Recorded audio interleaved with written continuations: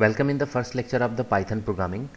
In this lecture, I am going to cover keywords, identifiers, variables and literals. First, I will address the theoretical aspects of all these, and then after I will be coming to the practical implementation of very small programs addressing all these things in Python programming. So first I will start with the keywords. So as the name suggests that the keywords are the reserved words in Python, and they have their specific tasks in the programming environment, as well as these keywords cannot be used as the name of any identifier or any variable name or any other user defined name. Whatever we give in the Python programming language, we cannot give the name of a keyword as a user defined name at any place, like a variable name, function name or any other identifier. There are so many keywords available in the Python environment, like false, await, else, import, pass, none, like this, and there are so many other listed over here. So these are the specific words, and these are called keywords. After keywords, I am coming to identifiers. So identifier is a name that is used to identify a particular variable, function, class, module or any other object. For example, I want to declare a variable a, and it has the value 10, so a equals to 10 is the syntax for declaring the identifier. So what is a? Basically it is a variable, but a is a name given to that variable, so a will be the identifier here. There are many rules which are being used in identifying the name of identifiers or deciding the name of identifiers, and these rules are given over here. I am discussing one by one. The first thing is that all the identifiers will start from capital A to Z or small a to Z or an underscore, and they may be followed by the 0 or more letters, underscores and digits 0 to 9 as well. And the another thing, the second rule is that the Python does not allow punctuation, means special characters like at the rate, dollar, percentage, everything. These are the special characters. These special characters are not allowed in the name of the identifiers. The third rule is that Python is a case sensitive programming language. That means if I am writing here a equals to 10, and then after I am declaring another variable capital A equals to 10, both of these two variables are different, they are not same. So Python is case sensitive programming language, and the cases, when we change the case of any character in the name of the identifier, they will be treated as the different items. Okay, now the naming conventions of Python identifiers, there are some rules, specific rules are also given over here. For example, number one, if I am going to declare a class, so always we follow that the first letter will be in the uppercase. That means, for example, I am going to design a class car, so I will be writing car like this, or any fruits, fruits, fruits, like this. So we declare all the classes in the format that the first letter will be capital letter. The second thing is that if we have an underscore in an identifier, single leading underscore, that means underscore a, so it is a private identifier. If I have two underscore, then it is a strongly private identifier. If the identifier also ends with the two trailing underscores, means a and two trailing scores, then it is a language defined special name. So these are the different aspects while giving the name to identifiers in Python programming. Now I am coming to the variables. Variables are basically the name of memory address which stores some quantity referred as value. So here you see that x equals to 100 is given over here. So what is x? X is a variable and 100 is a value given or stored at the variable name x. After that, The values of variables are subject to change. For example, you just see here x equals to 100. So at present time the value of x is 100, but in the next line I am writing x equals to 5. So what will be here? Now the value of x is 5. The value 100 is replaced by 5. So in this way the latest value, the last value you can say in the sequence will be treated as the final value, because the earlier values will be replaced by the last value. So the last value means x equals to 5. So 5 will be the value at variable x finally. There are some naming conventions rules over here also. The first rule is that a variable name cannot start with a digit. For example, 9a, it is not possible, it is a incorrect sequence.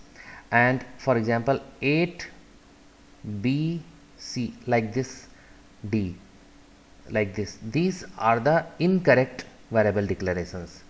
Underscore can be used for connecting two words. For example, there is a variable father name, so I am writing here father underscore name.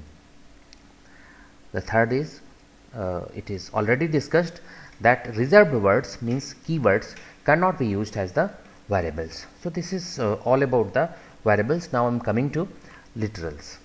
So you have seen this expression already, x equals to 100. In this expression you know that x equals to variable, x is a variable and 100 is a value basically. So this 100 is called also literal. The x may have the value like 100, so it is an integer. It may have 10.5, it is a float. It may have like this, it is a character, and it may have the value like 5 plus j3, which is a complex number. So different type of values basically can be stored in the different variables. These are called literals. In Python we have three types of literals: numerical literals, string literals, and boolean literals. In numerical literals we have integer like 10, which is already discussed, 10.5, it is also discussed, and complex number, which is also discussed, 5 plus j3, like this. Now string literals means you have some value like name of a city, so you are writing here and double quotes are like this, so it is called string literals. After that, boolean literals means there are two values, true and another one is false. So this bivalent values, bivalent logic values, or two values are called boolean literals. So this is all about the Python literals. Now I am coming to the programming environment where I will do very small programs for understanding different types of Python literals, as well as the name of identifiers and keywords as well. So I am going to make some programs which will address all the aspects have been discussed till now. So I am coming to that. You just see here I am using Python Anaconda environment for Python programming, and in this Anaconda environment I am using Jupyter Notebook. So I will make a program over here. I am just going to declare a equals to 5. So what is happening over here? I am giving an integer value 5 to the variable a, and now I am going to display this value, print a. So what is happening? This is 5, so answer is 5. So it's working, but I am writing here also value colon comma, and now I am going to execute this program again. So value is 5. It is more beautiful output. Once again there is a function type that will tell that what is the type of literal basically. So I am putting here type of a. So now I execute this program and it is giving int, because the value 5 is int. Again I am doing the same program for the float values. I am giving here b equals to 10.5, and then after print value